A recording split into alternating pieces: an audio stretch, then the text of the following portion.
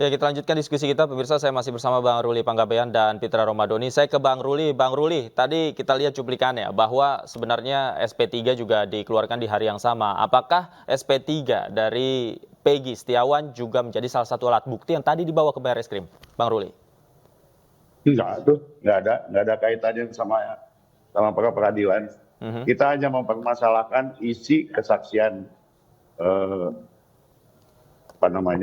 yang kita duga melakukan kesaksian palsu pada waktu 2016. Jadi nggak ada kaitannya sama peradilan putusan. Kita nggak sampai itu. Oke, tidak sampai di situ ya. Namun mengapa kemudian, mungkin tidak hanya saya, masyarakat juga penasaran. Laporan ini baru dilakukan setelah putusan pra-peradilan Peggy Setiawan kemarin dilakukan. Begini, pemirsa sekalian ya, perlu diketahui bahwa mereka ini adalah bisa dikatakan golongan ekonomi lemah dan kemudian pendidikan SDM-nya juga rendah. Jadi mengenai isi putusannya pun dari mulai 2016 sampai sekarang mereka nggak tahu. Isi putusan dan lain sebagainya nggak tahu. Dan tidak tahu bagaimana untuk mendapatkan itu. Oke, mereka ini maksudnya keluarga terpidana? Terpidana dan keluarga terpidana. Oke. Gitu. Jadi oleh karena itu mereka baru tahu waktu kita kasih tahu. Ini loh putusannya ini kesaksiannya dan lain sebagainya. Nah, setelah mereka mempelajari, mereka bilang, wah yang ini nggak bisa, saya nggak tahu gitu. Khusus mengenai Aib dan Dede, mereka nggak kenal gitu. Kok mereka tahu nama saya? Dari kira-kira seperti itulah. Kalau saya nggak waktu kejadian, saya tidak ada di SMP 11 kok. Saya ada di rumahnya Ibu Nining dan lain sebagainya.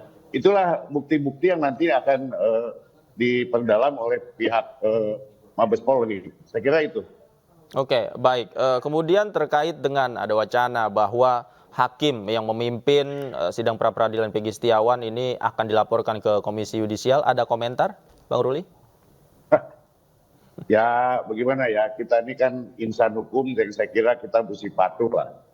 Apapun yang menjadi isi putusan pengadilan, kan sudah dari dulu kita udah sepakat.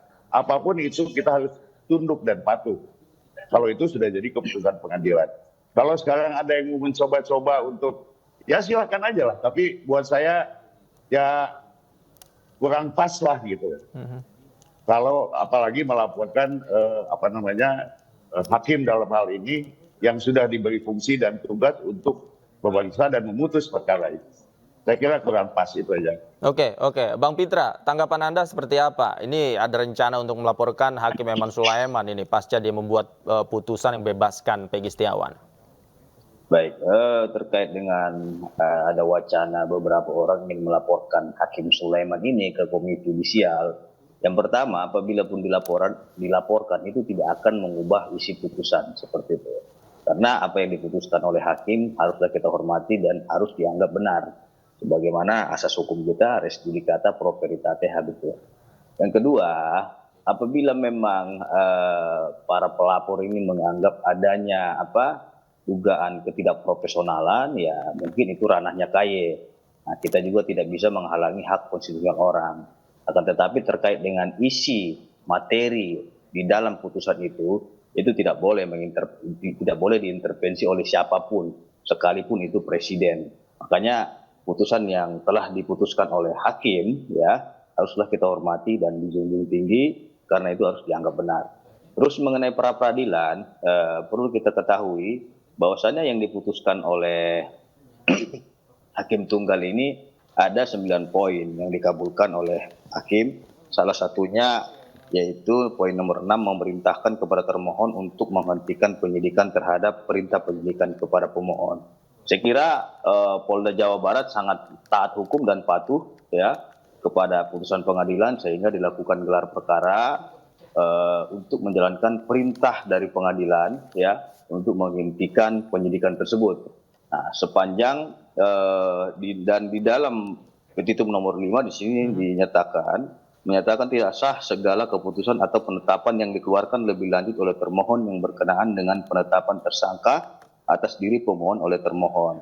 Jadi di sini banyak yang salah tafsir penafsiran dari ada beberapa rekan-rekan pengacara, rekan-rekan pengamat hukum dan penggiat hukum. Mereka menganggap dengan adanya poin 5 ini jadi perkara tersebut selesai gitu dan putus. Tidak, itu penafsiran yang salah dan keliru.